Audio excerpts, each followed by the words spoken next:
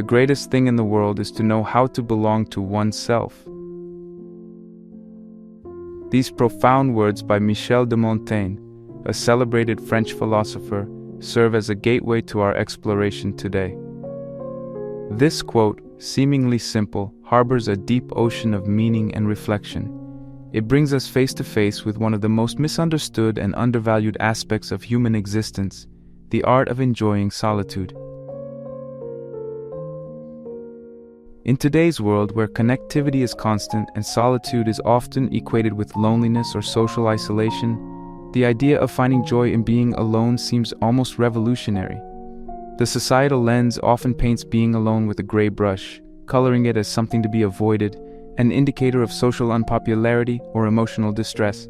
However, this perspective misses the profound richness that it can offer.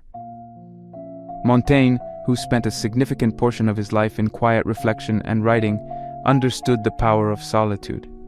His works, which have stood the test of time, are a testament to the depth of thought and understanding that can be achieved when one turns inward. In his writings, Montaigne advocates for a life of self-reliance and introspection. He suggests that true contentment and understanding come from within, not from the external world of social accolades or material possessions. The idea of belonging to oneself is both empowering and challenging. It requires a person to dive into the depths of their being, to confront their fears, desires, and the very essence of who they are. This journey is not for the faint of heart. It asks for courage, for the strength to face oneself in the mirror of solitude and to accept what is seen. But the rewards of this journey are immeasurable. In the words of Montaigne, this self-belonging opens the door to the greatest thing in the world. But why is this journey so important? In solitude, we find a rare opportunity to disconnect from the external noise that constantly bombards our senses. It's in these moments of quiet that our mind has the space to wander, to explore, and to create without boundaries. The stillness of solitude acts as a canvas for the mind, allowing thoughts and ideas to flow freely, untainted by the expectations and judgments of others. It's a state where creativity is not just a possibility, but a natural occurrence. Moreover, it's a crucible for self-discovery. It's in the silence of being alone that we can truly listen to ourselves. We can hear the whispers of our deepest desires, the subtle hints of our true passions, and the often ignored voice of our intuition. This self-awareness is the cornerstone of a fulfilling life. It informs our choices, guides our actions, and shapes our future. This path also leads to resilience. In spending time alone, we learn to rely on ourselves. We develop the strength to face life's challenges without the need for constant external support. This independence is liberating. It instills a sense of confidence and self-assuredness that is visible to the world. Yet the beauty of being alone is not just in the profound self-discovery and creativity it fosters. It's also in the simple, peaceful moments it offers, the quiet morning walks, the stillness of a night sky, the unadulterated pleasure of a book read by the window. In these moments, solitude is a gentle reminder of the beauty of simplicity, of the joy found in the small, often unnoticed aspects of life. In embracing this idea, we also learn to appreciate the value of social connections more deeply. The contrast between our moments alone and the time spent with others becomes more pronounced. We begin to cherish our relationships, not out of a need for constant companionship, but from a place of genuine appreciation and understanding. Enjoying solitude is not just about being alone. It's about discovering a hidden superpower within ourselves.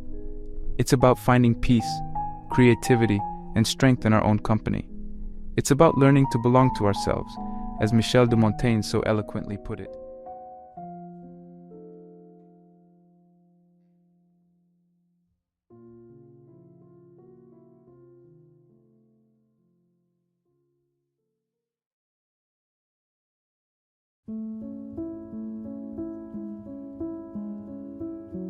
I live in that solitude which is painful in youth, but delicious in the years of maturity. Albert Einstein once remarked, "Capturing the transformative journey from the discomfort of aloneness in our younger years to the rich appreciation of it as we grow older." This evolution in our relationship with being alone mirrors our journey of self-discovery and personal growth. In youth, the idea of spending time by ourselves often comes laden with fears of loneliness or social rejection. Yet, as we mature, we come to realize that these quiet moments are not just gaps in our social calendar, but precious opportunities for introspection and self-understanding. The process of self-discovery is akin to an artist first facing a blank canvas. Initially, there's hesitation, a fear of the empty space, but gradually, as the artist's brush moves, a picture starts to emerge. Similarly, when we first begin to spend time with ourselves, we might feel discomfort or restlessness.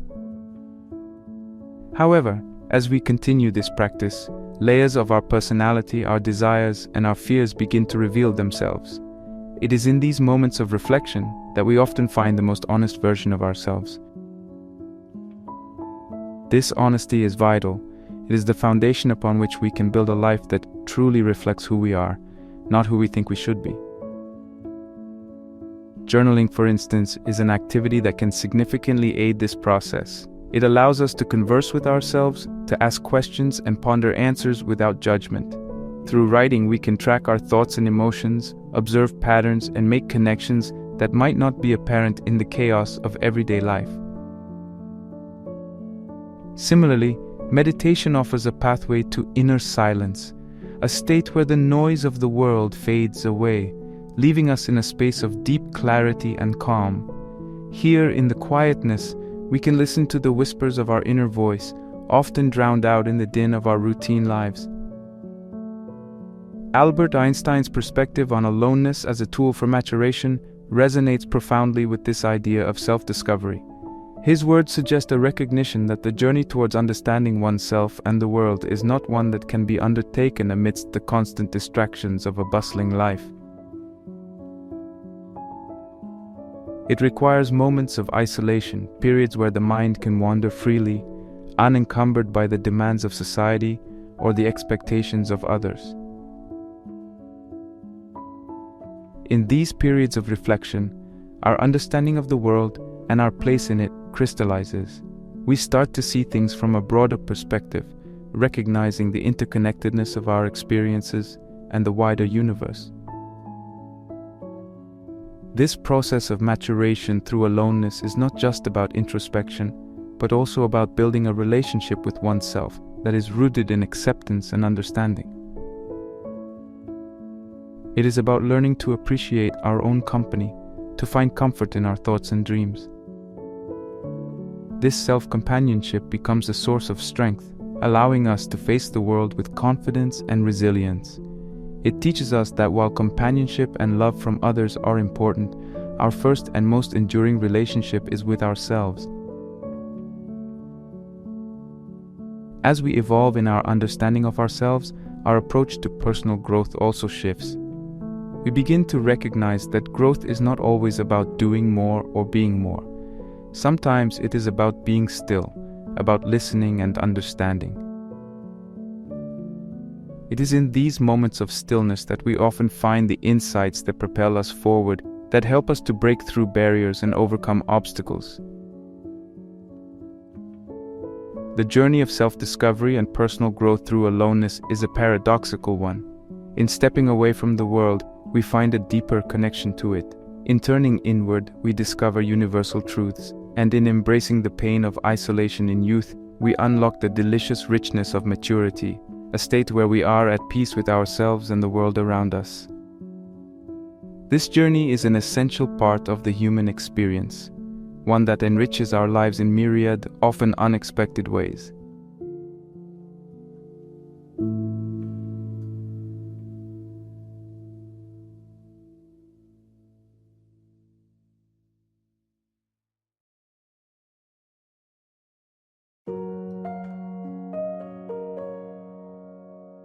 Without great solitude, no serious work is possible. Pablo Picasso, a luminary in the world of art, once stated, shedding light on the profound relationship between creative work and the quietness of being alone. Picasso's insight reveals an essential truth about creativity. It often thrives in environments where the mind is free from the clamor and distraction of the outside world. This tranquility, often found when one is by themselves, becomes a fertile ground for ideas to germinate, grow, and flourish.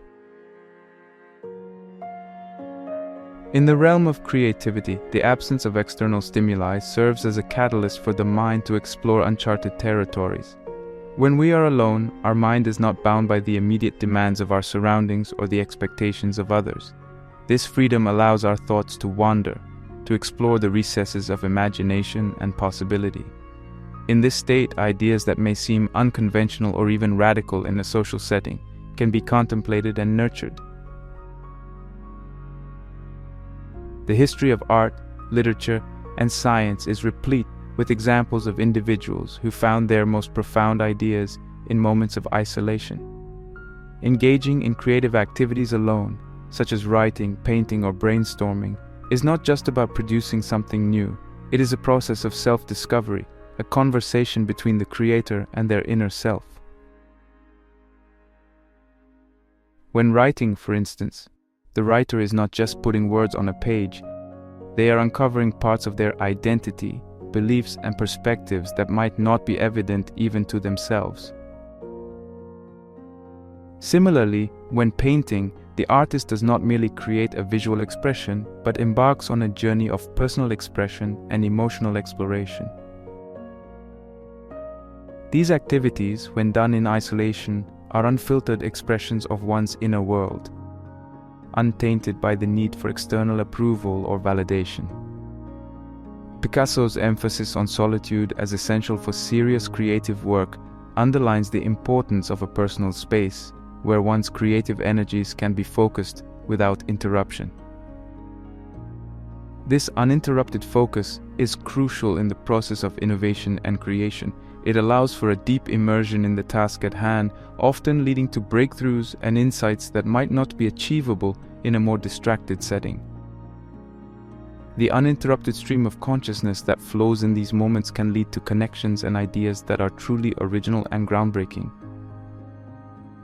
Furthermore, the act of engaging in creative pursuits alone is in itself a form of meditation. It allows for a mindfulness that is deeply connected to the present moment, where the mind is fully engaged with the creative process. This engagement can be therapeutic, providing a respite from the stresses and strains of everyday life. The act of creation becomes a source of joy and fulfillment, an end in itself rather than a means to an external goal. This relationship between creativity and being alone is not just limited to traditionally creative fields such as art or literature. It extends to all areas of life, including business, science, and technology. For instance, brainstorming business ideas or solving complex scientific problems often requires a level of concentration and creative thinking that is best achieved in a quiet, uninterrupted environment. The stories of entrepreneurs conceptualizing ideas in their garages or scientists having breakthroughs in solitary walks are testaments to the power of this creative solitude. The quietness of being by oneself is not just a space for relaxation or escape from the world. It is a dynamic and powerful environment where creativity is nurtured and cultivated. It is a space where the mind is free to explore, to innovate, and to create without boundaries. In embracing this tranquility, we open ourselves up to a world of endless possibilities and untapped potential. We allow ourselves to delve deeper into our thoughts and ideas, creating work that is not just serious, but often revolutionary.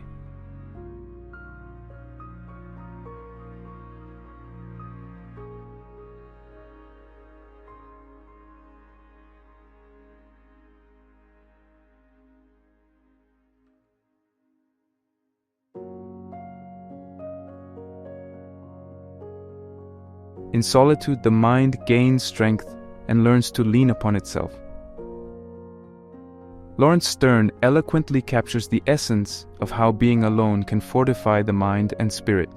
This concept is pivotal in understanding the role of introspective periods in developing resilience, inner strength, and independence. These qualities are not just desirable traits, they are the bedrock upon which a confident and self-sufficient individual is built. The journey towards cultivating these characteristics often begins in quiet introspection, away from the external world's influence and noise. When we spend time in isolation, we are compelled to face ourselves in a way that is often impossible in the company of others. It is in these moments that we encounter our fears, doubts, and insecurities head-on. This confrontation, though challenging, is a crucial step in building resilience. It teaches us to find solutions within ourselves, to develop coping mechanisms that are personally effective, and to emerge stronger from each encounter. The process of overcoming these internal challenges is what forges the resilience that helps us navigate the external challenges of life. Building inner strength is similar to muscle training in physical fitness. Just as muscles grow stronger when they are exercised and pushed to their limits, the mind too develops fortitude when it is challenged. Engaging in activities alone, such as solo travel or learning a new skill, can be akin to a workout for the mind. These experiences push us out of our comfort zones and challenge our perceived limitations. They teach us to rely on our judgment, make decisions independently, and trust in our abilities. The sense of accomplishment that comes from successfully navigating a solo trip or mastering a new skill alone is a profound builder of inner strength. Laurence Stern's perspective on the mind gaining strength in isolation underscores the importance of self-reliance. The ability to lean upon oneself is not born out of arrogance or a disdain for others' support. Rather, it is a recognition of one's own capabilities and the confidence to rely on them. This self-reliance is a powerful tool in life. It enables us to approach challenges with the belief that we have the resources within ourselves to overcome them. It also fosters a sense of independence that is liberating, knowing that while we may appreciate and seek the company and assistance of others, our success and well-being are not wholly dependent on them. Moreover, the pursuit of activities alone has an intrinsic value that goes beyond building resilience and inner strength. It cultivates a sense of independence that is deeply empowering. This independence is not just about being physically alone. It's about the mental and emotional autonomy that comes from knowing that one is capable of self-sustenance and self-direction. It's about the freedom to choose one's path, make decisions based on personal convictions, and live a life that is authentically one's own. The development of these qualities through periods of isolation is not a linear or easy journey. It involves moments of doubt, fear, and even failure. However, it is through navigating these challenges alone that we truly grow. Each obstacle overcome, each decision made, and each new skill learned while alone adds a layer to our resilience, strengthens our inner core, and bolsters our independence. Laurence Stern's insight into the strengthening effect of isolation on the mind is a profound observation of human development. The journey through isolation is not just about enduring being alone. It's about what we learn, how we grow, and the strength we gain in the process.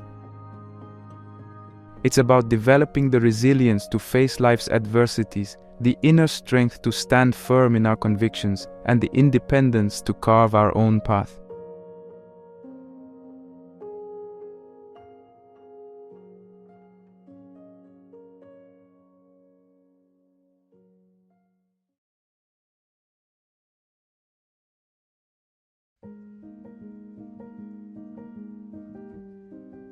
I go to nature to be soothed and healed, and to have my senses put in order. John Burroughs' words poignantly capture the essence of the transformative power of immersing oneself in the natural world. This connection with nature, especially when experienced alone, has a profound impact on our mental and physical well-being. It is in the embrace of the natural world that we find a unique type of peace and rejuvenation, one that is markedly different from the restorative experiences found in our daily urban environments. The act of spending time in nature, away from the distractions and demands of modern life, offers a chance for deep reflection and reconnection with the simpler aspects of existence. Nature, in its vastness and beauty, provides a perspective that is both humbling and enlightening. It reminds us of our place in the larger scheme of things, reducing the weight of individual concerns and challenges. This perspective shift is not just mentally liberating, it also has tangible effects on our physical well-being. Research has shown that time spent in natural settings can reduce stress, lower blood pressure, and improve overall mood. Engaging in nature-related activities like hiking, nature walks, or gardening allows for an immersion in this therapeutic environment. Hiking, for instance, is not just a physical activity. It's a journey through different landscapes, each with its own story and beauty. It provides a sense of accomplishment and progression, mirroring the journey of personal growth. Nature walks, on the other hand, offer a more gentle immersion, where the focus is on the small details, the sound of leaves underfoot, the patterns of light and shadow, the symphony of birdsong. This attention to detail fosters mindfulness, anchoring us in the present moment and clearing the clutter from our minds. Gardening, too, is a deeply fulfilling activity that connects us with the cycle of life. It teaches patience, care, and the joy of nurturing. Watching something grow and thrive under our care is a powerful metaphor for personal growth and development. It reinforces the idea that with time, care, and effort, beautiful things can emerge, both in our gardens and in our lives. John Burroughs' quote beautifully encapsulates the healing power of nature. It suggests that nature has a way of organizing and clarifying our thoughts. In the chaos of everyday life, our senses are constantly bombarded with stimuli, leading to a sense of overload and fragmentation. Nature simplifies this complexity, providing a space where our senses can recalibrate. The sound of a river, the sight of a mountain vista, the smell of a forest after rain, these experiences have a way of aligning our internal compass, giving us a sense of direction and purpose. The solitude experience in nature is not one of isolation, but of connection. It is a connection to the earth, to the cycle of life, and to the deeper, often unacknowledged parts of ourselves. In the stillness of a forest or the expanse of a desert, we find a sense of belonging that is both ancient and deeply personal. This connection transcends the immediate, touching on something eternal and universal. In nature, we also find a mirror for our emotions and experiences. The changing seasons, the cycles of growth and decay, the resilience of flora and fauna, all resonate with our own experiences of change, loss, and resilience. This resonance provides comfort and understanding, reminding us that we are not alone in our journey through life.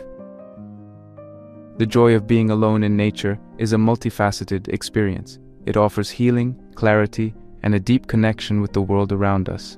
It provides a space for reflection, growth, and rejuvenation. In embracing the solitude offered by nature, we open ourselves to a world of beauty, wisdom, and healing. We find a sanctuary where our senses can be realigned, our minds can find peace, and our spirits can soar.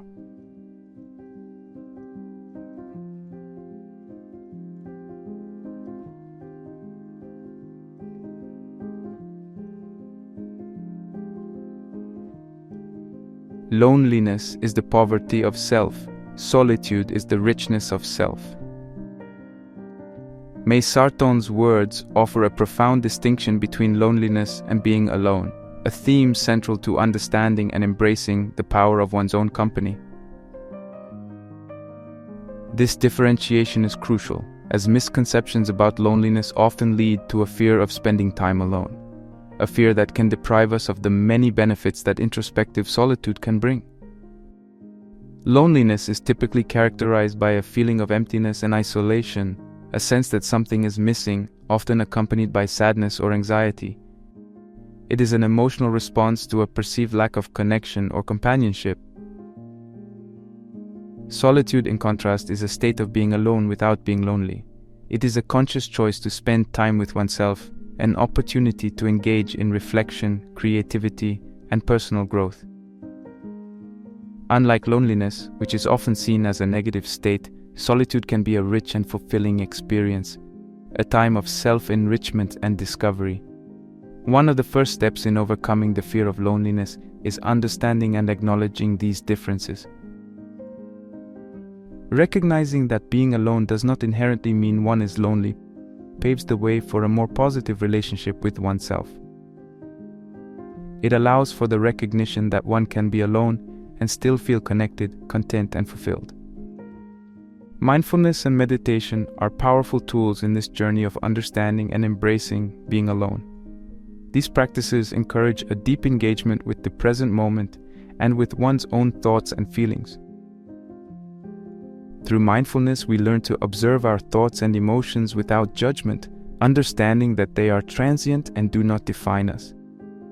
This awareness helps in disentangling ourselves from negative thought patterns associated with loneliness and in cultivating a more compassionate and accepting relationship with ourselves. Meditation, on the other hand, allows us to delve deeper into our inner world. It provides a space for us to confront and process our fears, anxieties, and the root causes of our loneliness.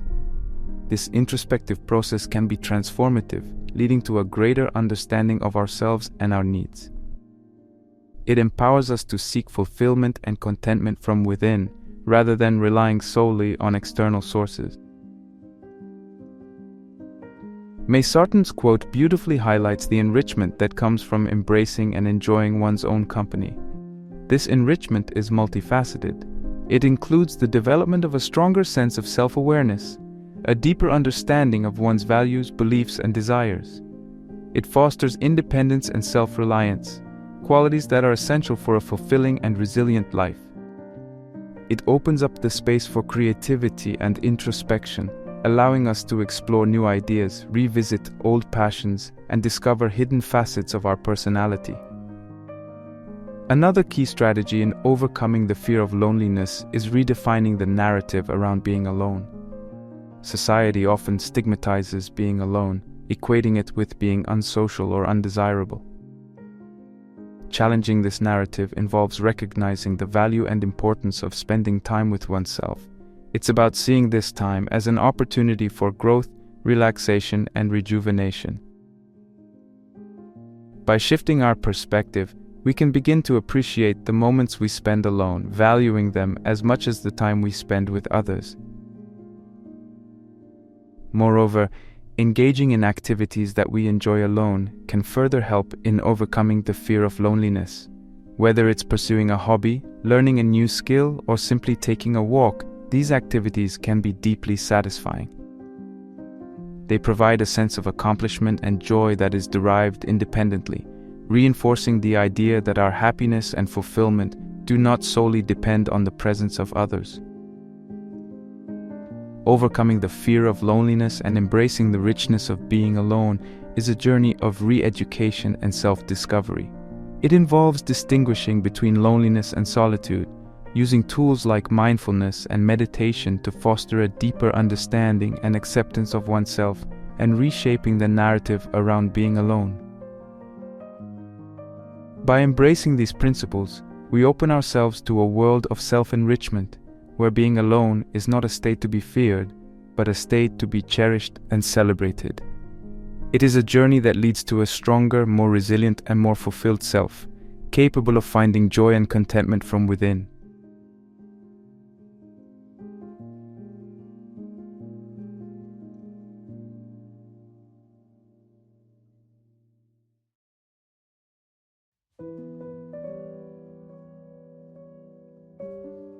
We need solitude because when we're alone, we're free from obligations. We don't need to put on a show, and we can hear our own thoughts. Tamim Ansari insightfully highlights the liberating aspect of being alone. This statement underscores the importance of finding a balance between social interaction and personal time. In our increasingly connected world, where the lines between public and private life are often blurred, maintaining this balance is crucial for a well-rounded and fulfilling life. This equilibrium is not just about time management, it's about nurturing both our social selves and our inner selves. The freedom from obligations and the absence of a need to put on a show that Ansari speaks of is a significant benefit of spending time alone. In social settings, there is often a conscious or unconscious pressure to conform to certain norms and expectations. We tailor our words, actions, and even thoughts to fit into the social fabric around us. While this adaptability is a valuable social skill, it can also be exhausting and at times inauthentic. In contrast, when we're alone, we're free to be our true selves. We can explore our thoughts and feelings without fear of judgment or the need to please others. This authenticity is vital for personal growth and self-understanding.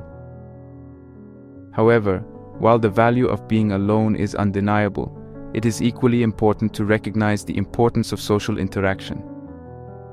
Humans are inherently social beings, and our connections with others play a critical role in our happiness and mental well-being. Social interactions provide support, enable shared experiences, and foster a sense of belonging. They allow us to share our joys, sorrows, and discoveries, contributing to our emotional and psychological development. The key, therefore, lies in finding the right balance between these two states. This balance is not a one-size-fits-all formula. It varies from person to person, depending on individual needs, personalities, and circumstances. For some, a greater proportion of time might need to be spent in social settings to fulfill their emotional and psychological needs, while for others, more time spent alone might be essential for their well-being. Achieving this balance requires introspection and self-awareness. It involves understanding our needs and respecting our limits. It means recognizing when we need to withdraw from the world to recharge and when we need to engage with others to enrich our lives. This awareness can be cultivated through practices like mindfulness and self-reflection, helping us to tune into our mental and emotional states. Furthermore, balancing social life and time alone is not just about quantity, but also about quality. Quality social interactions where we feel genuinely connected and engaged can be deeply fulfilling. Similarly, the quality of our time alone matters. It's not just about being alone, but about how we use that time.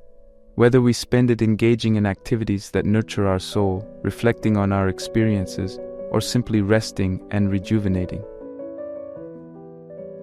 Tamim Ansari's perspective on the space for authenticity and personal freedom that being alone provides is a crucial component of this balance. It reminds us that while social interactions are essential, they should not come at the cost of losing our authentic selves. The freedom to hear our own thoughts and be true to ourselves is just as important as the joy and fulfillment we derive from our relationships with others. The balance between social life and personal time is a dynamic and ongoing process. It requires conscious effort and continuous adjustment. It's about creating a life where we can enjoy the company of others while also cherishing the moments we spend alone. By achieving this balance, we can live a life that is not only fulfilling but also authentic, a life where we can be true to ourselves and still be an integral part of the social world around us. This balance is not just desirable, it's essential for our overall well-being and happiness.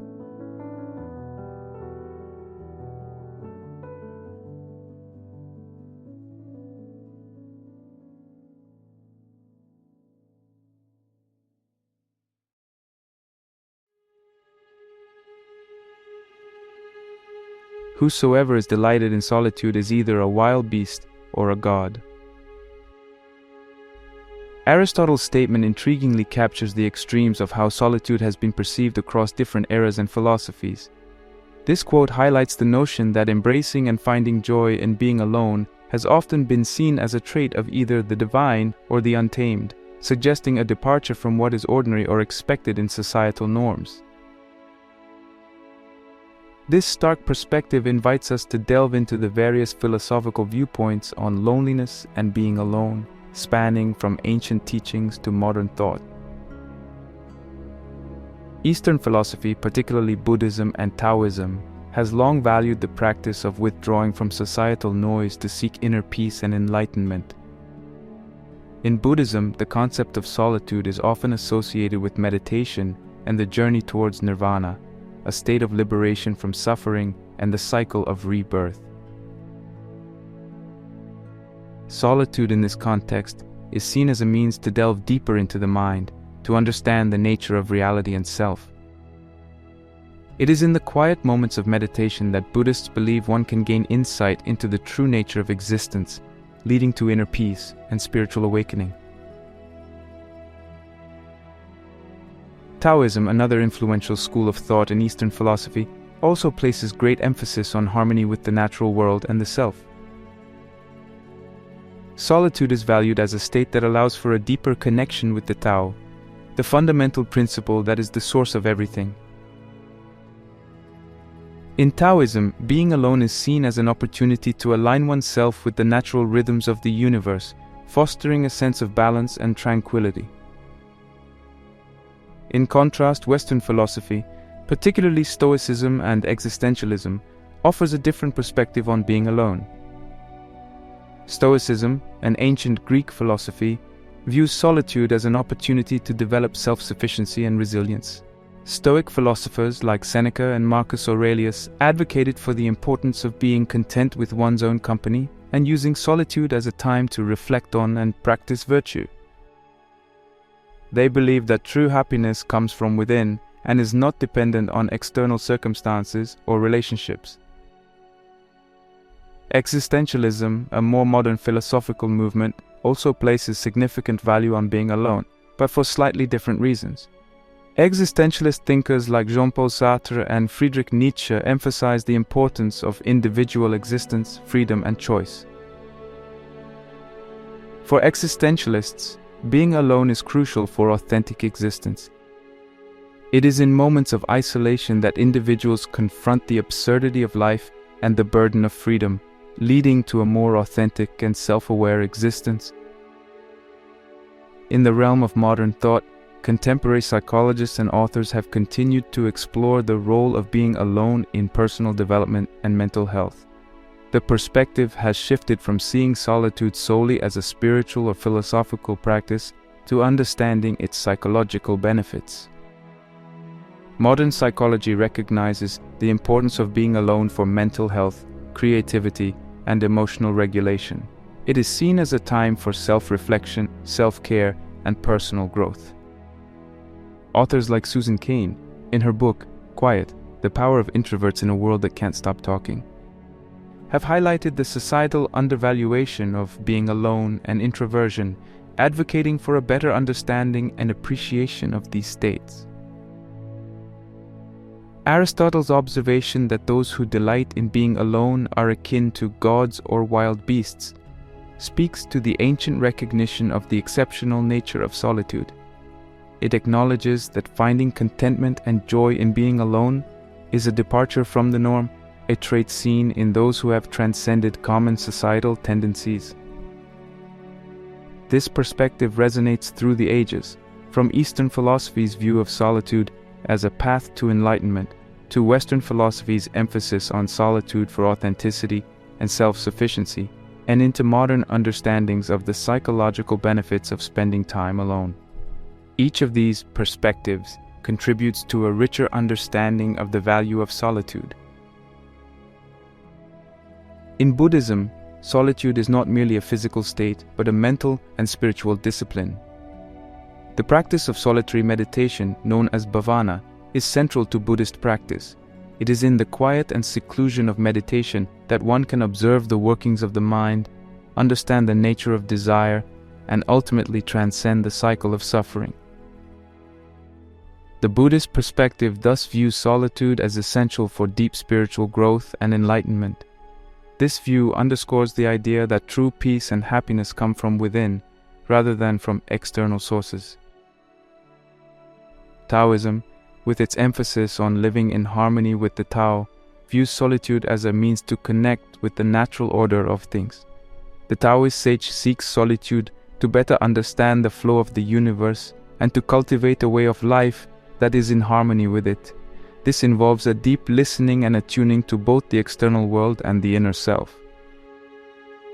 The Taoist approach to being alone is thus one of active engagement with the world in its most fundamental aspect, suggesting that solitude can bring about a profound understanding and acceptance of the nature of existence. Turning to Western philosophy, Stoicism's approach to solitude is grounded in the cultivation of inner strength and independence. The Stoic finds in solitude the opportunity to practice virtue and develop an inner citadel, impervious to the fluctuations of fortune and external circumstances. This perspective suggests that solitude can be used as a training ground for developing resilience, emotional regulation, and a deep sense of contentment that is not reliant on external validation or social interaction. Existentialism, with its focus on individual freedom and authenticity, sees solitude as essential to the project of self-definition. In the absence of external influences and societal pressures, the individual is free to explore and define their essence.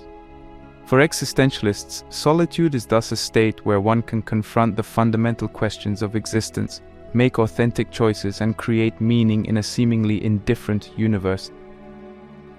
In the modern psychological context, the role of being alone is multifaceted. It is seen as crucial for cognitive development, emotional regulation, and creativity.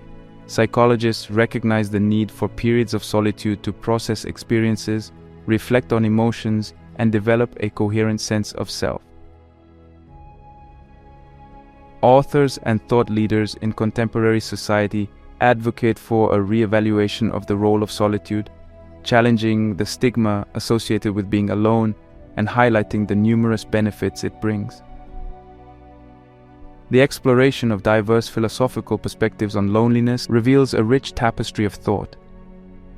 From the Eastern practices that see solitude as a path to spiritual enlightenment and harmony with the universe, to the Western philosophies that emphasize its role in cultivating resilience and authenticity, to modern psychological understandings of its benefits for mental health and personal growth.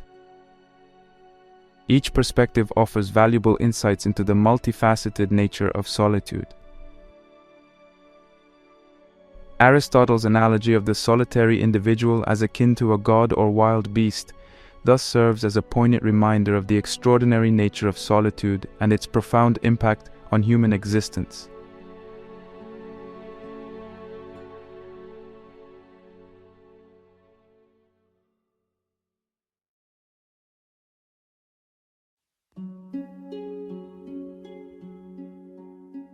As we end our exploration into the nature of solitude and loneliness, it's important to reflect on the key insights gleaned from various philosophical, psychological, and personal perspectives. Throughout this journey, we've delved into the depths of what it means to be alone, the profound impact it can have on our personal growth, creativity, resilience, inner peace, and authenticity. We've seen how different cultures and philosophical schools view solitude and how these views have evolved over time to shape our modern understanding of this essential human experience.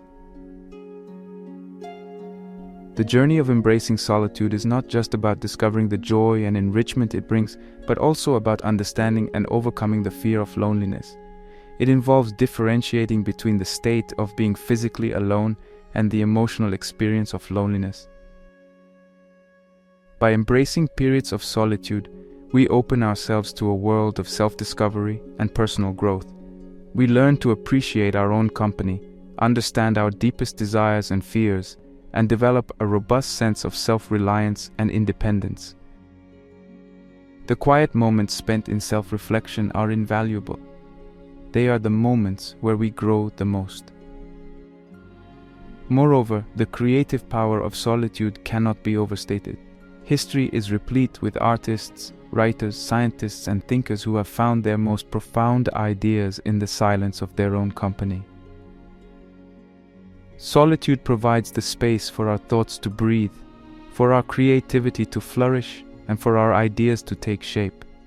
It is in these moments that we often find the insights that propel us forward, breaking through barriers and transcending limitations. The significance of solitude isn't just in what we achieve during these times, but also in how it enriches our interactions with the world and with others. A balanced life is one that values both solitude and social interaction. Each complements the other. Solitude enriches our social experiences, and our social experiences, in turn, enrich our moments of solitude. This balance is crucial for a fulfilling and well-rounded life. As we've seen through diverse philosophical perspectives, the value of solitude has been recognized and celebrated across cultures and eras. From the introspective paths of Eastern philosophies to the resilience and authenticity espoused by Western thought and the psychological well-being highlighted by modern thinkers, solitude is a golden thread weaving through the tapestry of human experience. The journey into understanding and embracing solitude is a deeply personal and transformative one. It challenges us to confront our fears, explore our inner worlds, and emerge stronger, more creative, and more authentically ourselves.